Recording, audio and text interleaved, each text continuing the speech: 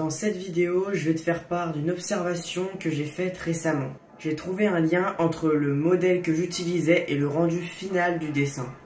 Donc en fait, on va voir qu'en bien choisissant son modèle, on pourra avoir un rendu stylé et ça marche même aussi sans modèle.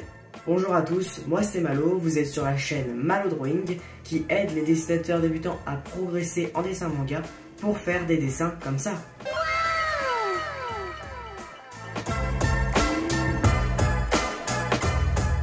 On va prendre l'exemple de deux dessins que j'ai fait, un dessin de Ace et un dessin de Zelef.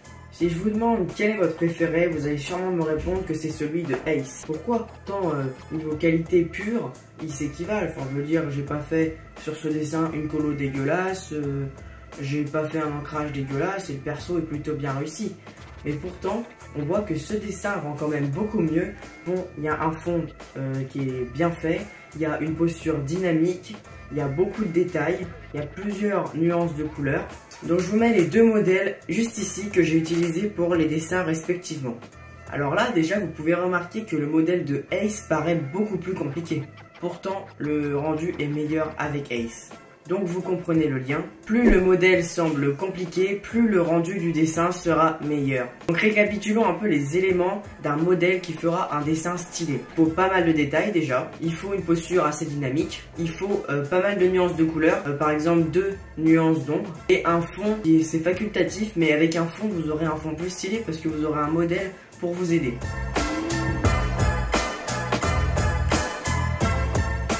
Choisir ce genre de modèle propose deux avantages. Alors déjà le premier avantage c'est de s'améliorer super vite. En fait quand tu vas faire des dessins compliqués, tu habitues ton corps à dessiner des choses compliquées.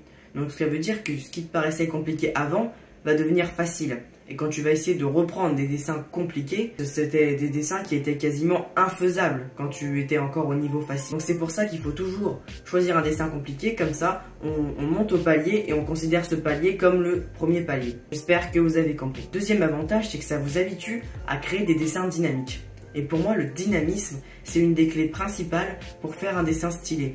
Regardez par exemple, là le dessin de Zelef, un dessin tout plat, sans dynamisme, comment c'est beaucoup moins stylé qu'un dessin comme celui de Ace, avec du dynamisme, avec une posture, voilà, il est un peu en mouvement, il y a des flammes qui jaillissent, voilà, c'est beaucoup plus stylé. Alors vous n'êtes pas obligé, pour faire un dessin dynamique, que le personnage ne soit pas de face, qu'il soit en train de bouger. Vous pouvez faire un personnage de face, par exemple, un personnage qui déploie sa puissance et qui fait tout s'envoler autour de lui, il fait tout jaillir, il explose tout. Dernière petite précision aussi, si votre dessin a plein de détails, il sera quand même stylé. Je vais vous montrer un dessin justement où il y a plein de détails mais pourtant la pose n'est pas forcément dynamique. C'est le dessin de Actologia de Fairy Tail et vous voyez que déjà ses cheveux, il y a plein de détails, ils sont vraiment complexes.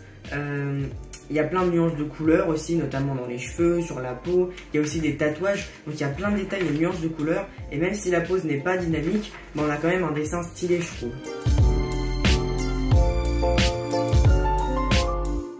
Là, on a parlé que de dessins avec des modèles.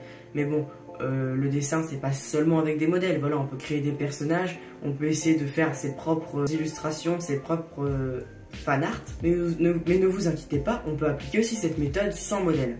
En fait, il suffira de reprendre les codes des modèles stylés, c'est-à-dire que sur votre dessin, essayez de mettre le plus de détails possible, essayez d'avoir une pose dynamique, essayez de faire un fond, essayez d'avoir plusieurs nuances de couleurs. Vous savez, tous les détails qu'on a analysés sur un beau modèle. De cette manière, vous allez avoir les mêmes bienfaits qu'avec un modèle compliqué. Moi, ce que je vous conseille maintenant, c'est que si vous êtes débutant, commencez avec des modèles compliqués.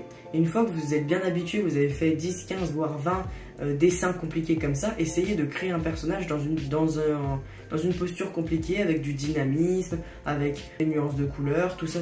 J'ai encore jamais fait ça, mais je pense que ça peut être vraiment stylé de dessiner un personnage créé dans une posture dynamique, avec plein de détails, avec un fond, et je pense que ça pourrait vraiment donner vie au personnage.